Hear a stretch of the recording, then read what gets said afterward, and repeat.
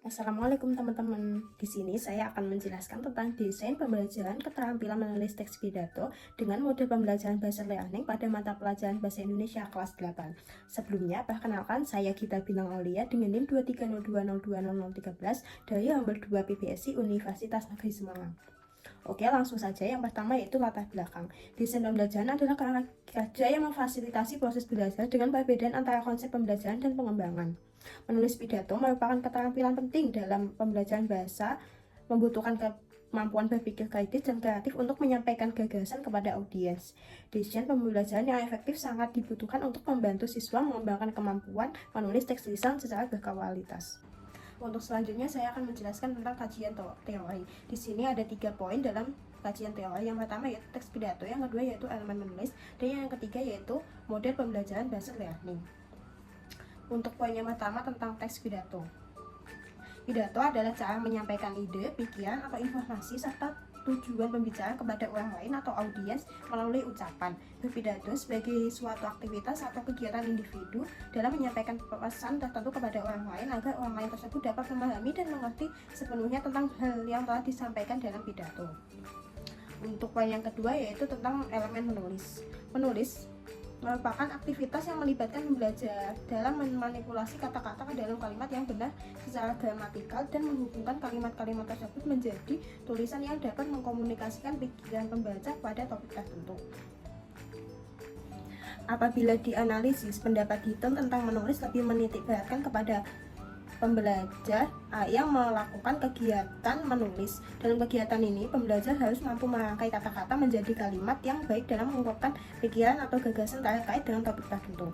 Keterampilan menulis merupakan sejenis kemampuan berbahasa yang dipakai untuk berkomunikasi secara tidak langsung dengan mendeskripsikan ide, pikiran, pandangan, emosi, dan hal-hal yang dalam bentuk tulisan.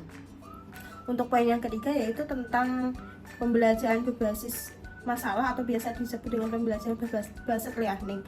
Pembelajaran ini adalah inovasi dalam cara belajar karena kemampuan berpikir siswa benar-benar dimaksimalkan melalui proses kerja kelompok atau tim yang teratur, sehingga siswa dapat memanfaatkan masalah, menguji, dan mengasah kemampuan berpikirnya secara berkelanjutan.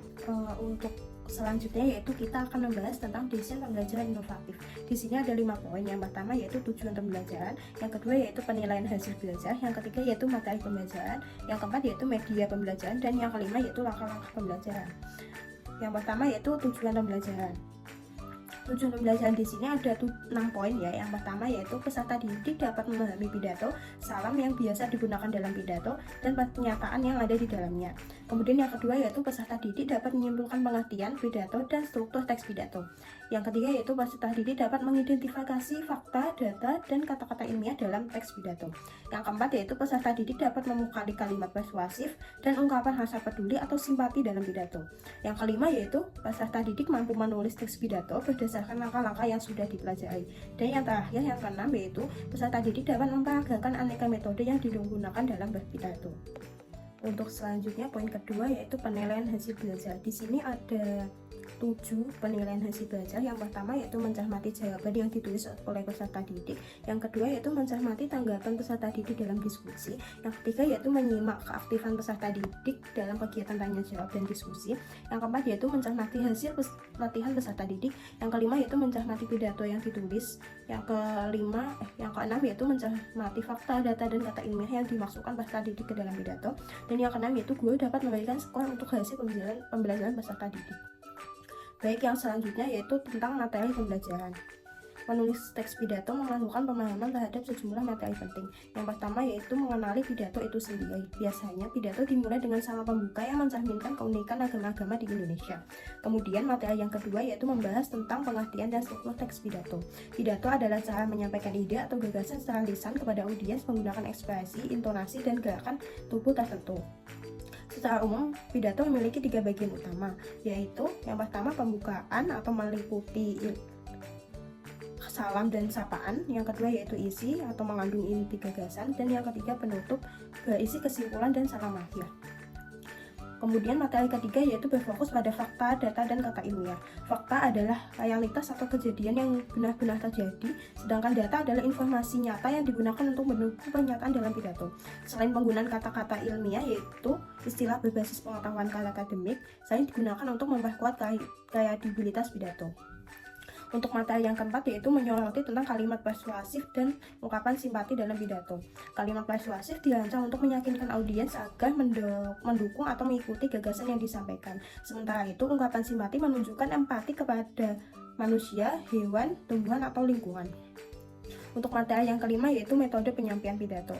Ada beberapa metode yang dapat digunakan termasuk impromptu atau berbicara tanpa persiapan. Yang kedua yaitu manuskrip atau menggunakan teks tertulis. Yang ketiga yaitu memoiter atau menghafal teks. Yang keempat yaitu extempore atau mengacu pada garis besar.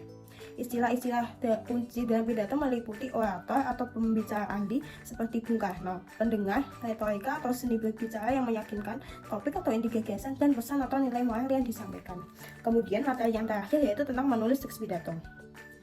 Langkah-langkahnya meliputi pemilihan topik yang relevan, penyusunan kelompok berdasarkan tujuan, pengumpulan fakta data pendukung, penentuan durasi pidato, serta penyusunan teks yang mencakup pembukaan, isi, penutup, dan penutup. Dalam menulis teks pidato, guru dapat menggunakan berbagai alat bantu dan media yang sesuai dengan kebutuhan pembelajaran. Salah satu media tersebut adalah video contoh pidato. Guru bisa mengajarkan berbagai gaya pidato dan teknik berbicara di depan umum dengan murid-murid melalui video tersebut. Selain video, guru juga bisa menggunakan slide presentasi interaktif sebagai alat pengajarannya. Kemudian yang terakhir yaitu tentang langkah-langkah pembelajaran menulis teks pidato dengan menggunakan model pembelajaran bahasa teknik. Pada tahap awal, guru memberikan kesempatan kepada siswa untuk mengenali dan mengidentifikasi masalah atau isu-isu aktual yang sedang terjadi di lingkungan sekitar. Guru dapat mengarahkan siswa untuk memilih masalah yang sesuai dan dapat dikembangkan dengan tema yang menarik untuk pidato. Setelah memilih tema, siswa melanjutkan ke tahap pengumpulan informasi. Pada tahap ini, siswa diharapkan melakukan riset yang mendalam terkait dengan masalah yang dipilih. Kemudian, siswa dibagi ke dalam kelompok-kelompok kecil untuk berdiskusi mengenai informasi yang sudah mereka kumpulkan. Setelah memperoleh berbagai ide dan poin penting dari diskusi tersebut, siswa melanjutkan ke tahap penyusunan naskah pidato. Dalam menyusun naskah, mereka diharapkan mampu membentuk struktur pidato yang jelas, dengan pembukaan yang menarik, isi yang terstruktur, serta penutupan yang mengesankan. Kemudian, siswa diminta untuk mempresentasikan naskah pidato yang telah mereka susun di depan kelas atau di hadapan kelompoknya.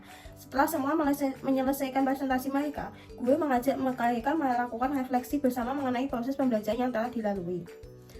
Refleksi ini bertujuan untuk mengevaluasi pengalaman belajar, baik dari segi kesulitan yang dihadapi yang berhasil dilakukan maupun aspek yang masih perlu diperbaiki. Dari pembahasan tersebut dapat disimpulkan bahwa desain linguistik adalah kerangka dari perancangan. Pidato merupakan ungkapan pikiran dalam kata-kata yang ditujukan kepada orang yang banyak. Menulis adalah proses kreatif untuk menyampaikan gagasan secara tertulis. Model pembelajaran basic learning berpusat pada siswa dengan menghadirkan permasalahan sejak awal. Dalam materi pembelajaran pidato, siswa belajar mengenal, memahami struktur, menyimpulkan fakta dan metode, serta menulis teks pidato. Guru dapat menggunakan media seperti video contoh pidato dan slide presentasi interaktif. Langkah-langkah pembelajaran dengan model pembelajaran basic learning mencakup identifikasi masalah, pengumpulan informasi, diskusi, penyusunan naskah, presentasi, dan refleksi. Dari pembahasan tersebut, saran yang dapat diberikan adalah agar guru mengintegrasikan berbagai alat bantu dan media seperti video contoh pidato dan slide presentasi interaktif dalam pembelajaran menulis teks pidato untuk meningkatkan keterlibatan siswa. Selain itu, penerapan model pembelajaran basic learning yang berfokus pada permasalahan nyata perlu dilakukan untuk mendorong siswa berpikir kreatif dan kritis. Langkah-langkah pembelajaran seperti identifikasi masalah, pengumpulan informasi, diskusi kelompok, penyusunan naskah, presentasi, dan refleksi harus dilaksanakan secara sistematis untuk memberikan pengalaman belajar yang komprehensif. Dengan cara ini, siswa tidak hanya dapat memahami struktur dan teknik pidato, tetapi juga mengasah kemampuan berkomunikasi mereka menjadi lebih efektif. Sekian pembahasan dari saya tentang desain pembelajaran inovatif. Apabila ada salah kata, mohon dimaafkan. Wassalamualaikum warahmatullahi wabarakatuh.